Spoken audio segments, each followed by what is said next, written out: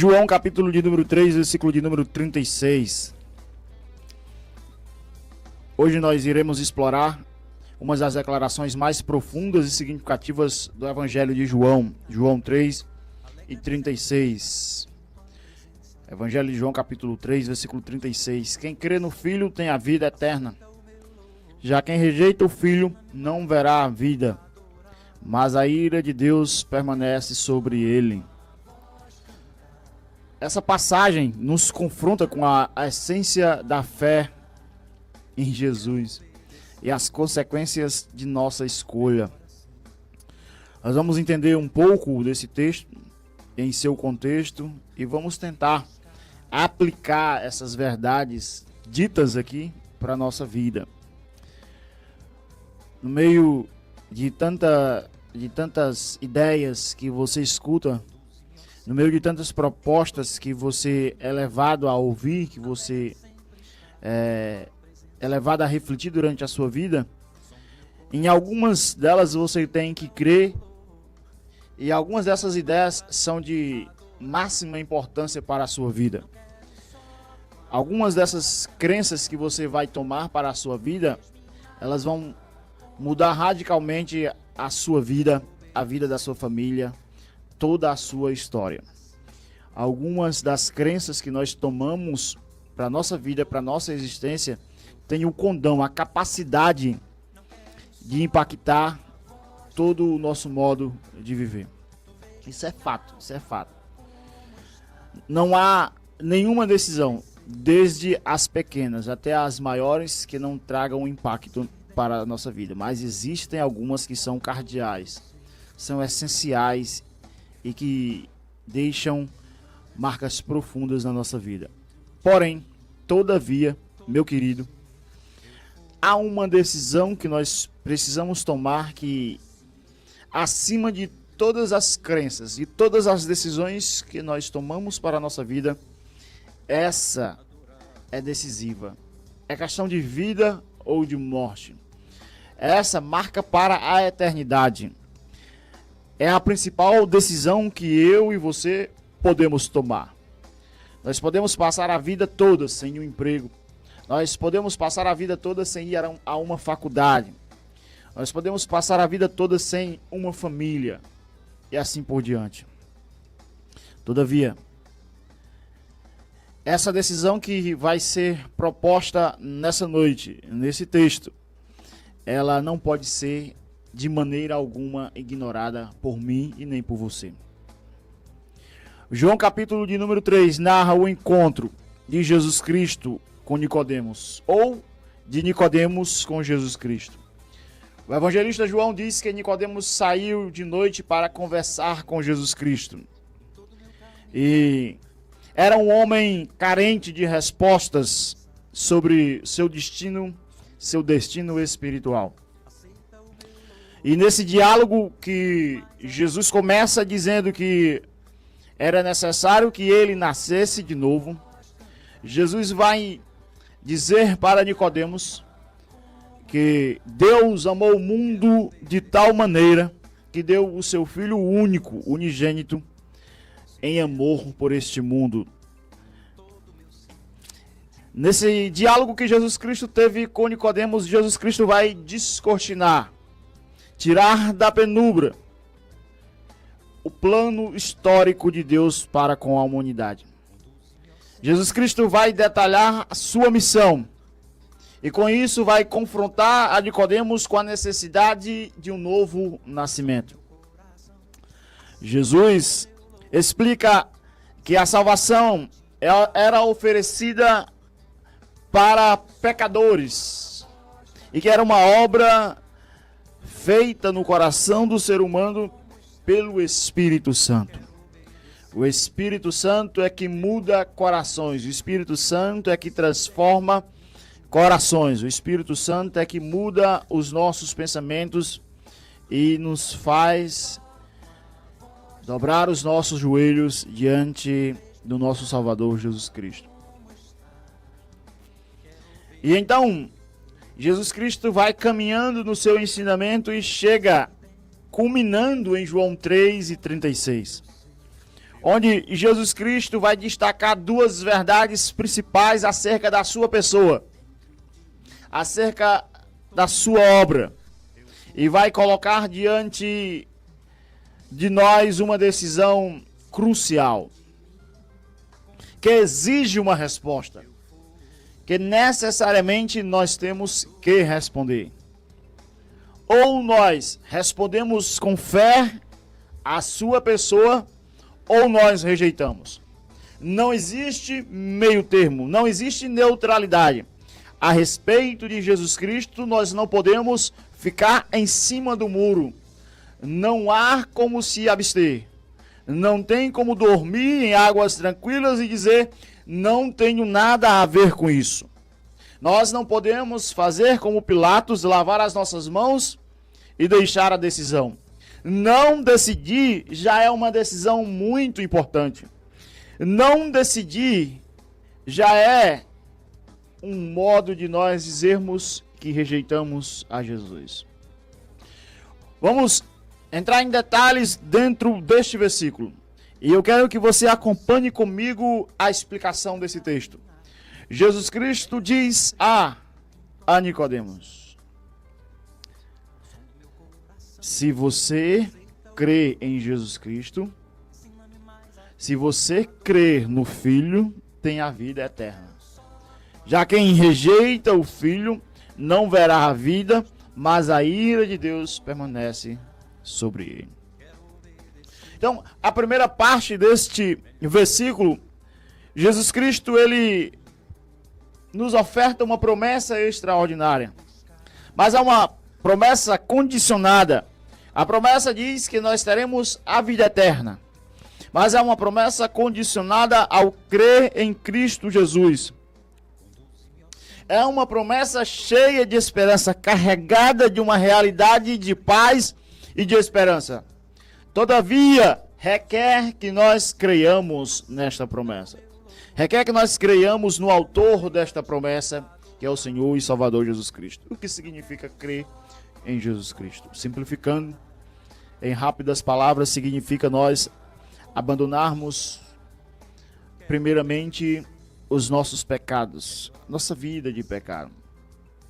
Nós abandonamos nossa vida de pecado, nós reconhecemos o nosso pecado, reconhecemos que nós estamos pecando contra Deus, seja por palavras, seja por pensamentos, seja por obras. Nenhum ser humano está imune de pecar contra o Senhor. Nós estamos dia após dia agredindo a vontade de Deus, transgredindo a vontade de Deus. E desde o nosso nascimento até a nossa velhice, nós vivemos esta vida de pecar contra o Senhor.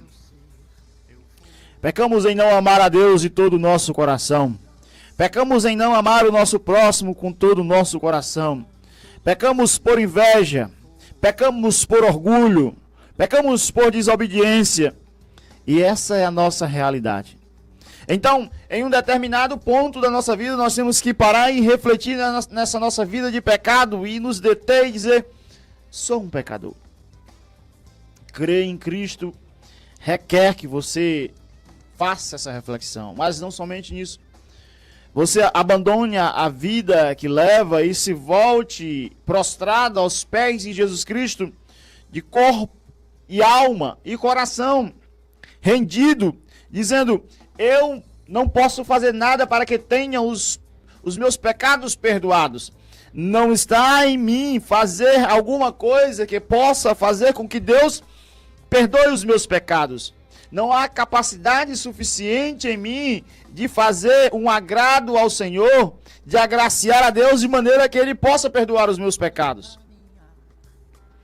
E rendido, você se prostra diante daquele único ser que pode perdoar os nossos pecados, nosso Senhor e Salvador Jesus Cristo. Crer nele inclui tudo isto que eu estou falando, inclui reconhecer o pecado, inclui parar no erro, inclui se prostrar diante de Jesus Cristo e entregar cada ponto da nossa vida a Jesus Cristo e dizer, eu confio plenamente na tua obra salvadora da cruz do Calvário para a minha salvação.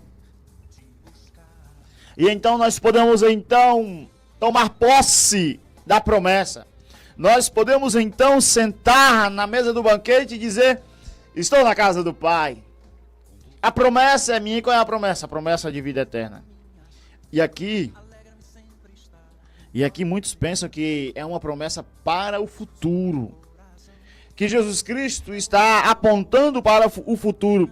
Com certeza contém este aspecto de que é uma promessa para quando ele voltar e completar o seu domínio do seu reino por completo na sua segunda vida. Porém, a expressão do Evangelho de João aqui diz respeito não somente ao tempo, vida eterna, não somente no que diz respeito ao tempo, à eternidade, mas ao tipo de vida, a qualidade de vida que Jesus promete. Jesus promete uma qualidade de vida superior ao que nós levamos. Pare e pense agora comigo. Reflita um pouco. Essa vida que nós levamos, muitas vezes é uma vida desgraçada. Nós estamos presos, escravos, acorrentados neste mundo de lágrimas, neste vale de sofrimento, e muitas vezes os vícios nos dominam, os amigos nos dominam, a sociedade nos dominam, os desejos que ardem e queimam no nosso coração nos dominam. Nós somos escravos muitas vezes das nossas paixões interiores. É uma vida de desgraça que muitas vezes nós vivemos. Não é uma vida plena. Mas observe a promessa de Jesus Cristo. Pare agora e reflita. Ele promete que ainda agora, neste tempo, na nossa vida, Ele vai nos dar uma qualidade de vida superior. Ele promete que vai nos libertar dos nossos vícios. Ele promete que vai nos libertar das nossas paixões. Ele promete que vai nos libertar dos desejos maus do nosso coração. De maneira que nós seremos livres, uma qualidade de vida superior. Porque se você é escravo de alguma coisa, não é vida completa que você tem. Não é vida. Sinto lhe dizer. E quantas vezes muitos daqueles que professam a Jesus Cristo ainda são um pouco escravos de alguma coisa. Mas há uma promessa bendita contida nesse texto. Jesus Cristo está lhe dando vida. E se você é crente em Jesus Cristo, se você já crê em Jesus Cristo, a promessa é que essa medida, essa capacidade de vida vai aumentando, até que um dia nós possamos então usufruir de toda essa liberdade, de toda essa qualidade de vida na eternidade. Jesus Cristo vai nos transformando. Olha, meu amigo, eu não sei em que estado agora espiritual você me ouve. Não sei se você está bem financeiramente ou não está bem financeiramente. Não sei se a sua família está bem ou não está bem. Eu não sei em que estado está o seu trabalho. Eu não sei nada sobre você. Quem sabe você está vivendo uma vida miserável em todos os aspectos. Mas eu quero lhe dizer que há vida abundante, há vida superior em Jesus Cristo, nos braços de Jesus Cristo. Há uma qualidade de vida que você nunca usufruiu.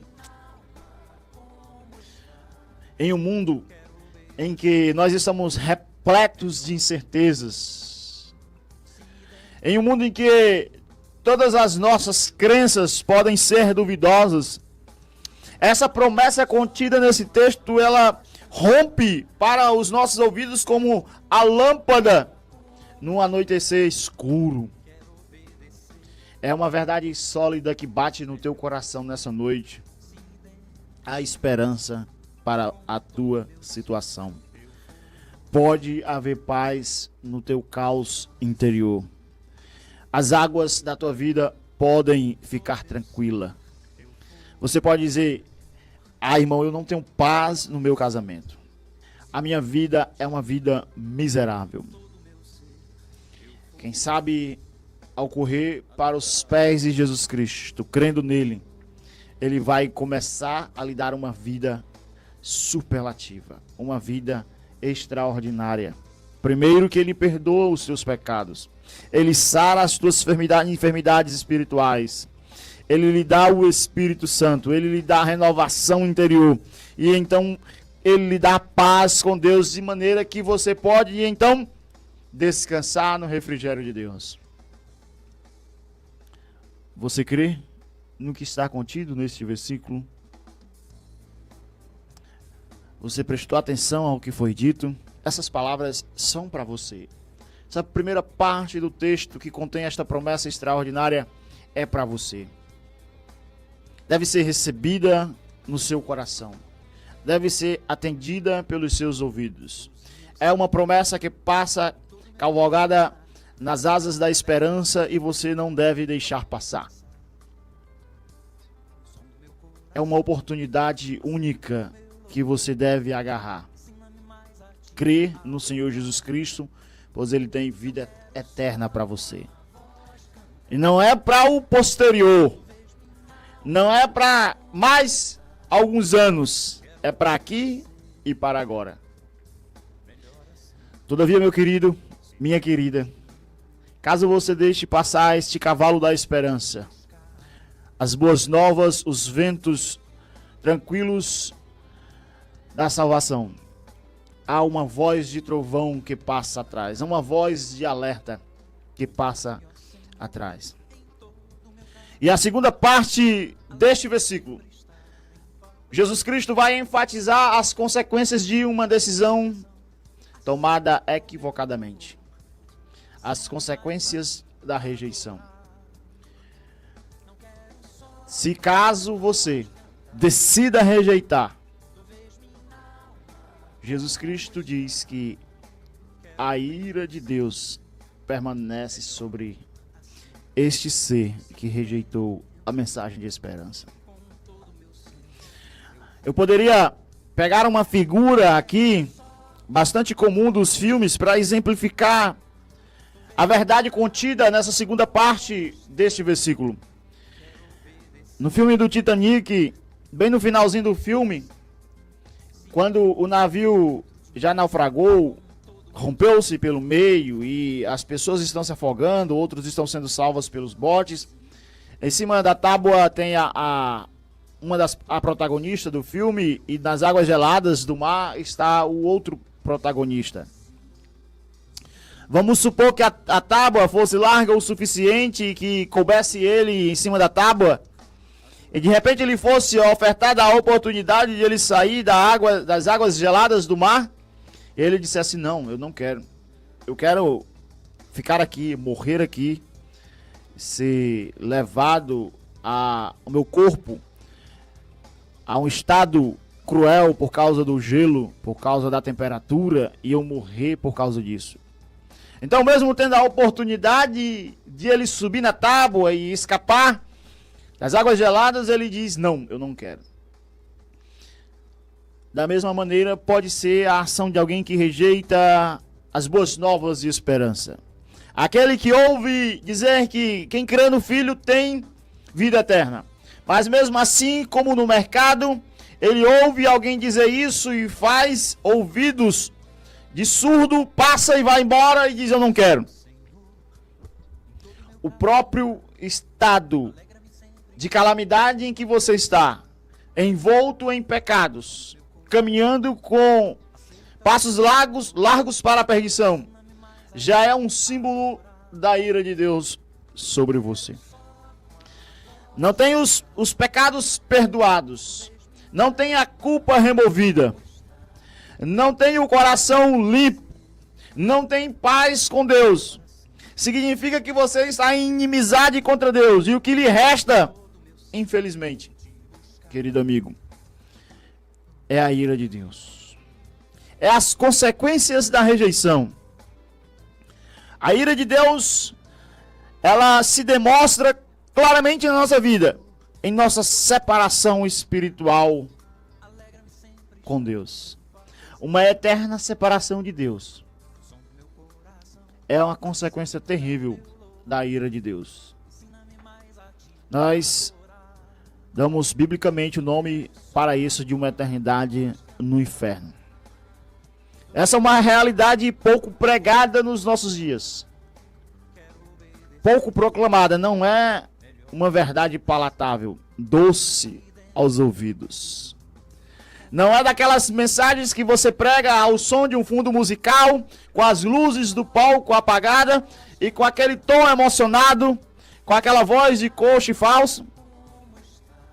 Não. Mensagem sobre a eternidade longe de Deus é uma mensagem dura de se ouvir. Mas esse é o resultado de não aceitar a mensagem de esperança. Essa noite, cada um de nós que ouvimos essa reflexão, somos levados a pensar sobre que vida nós estamos levando.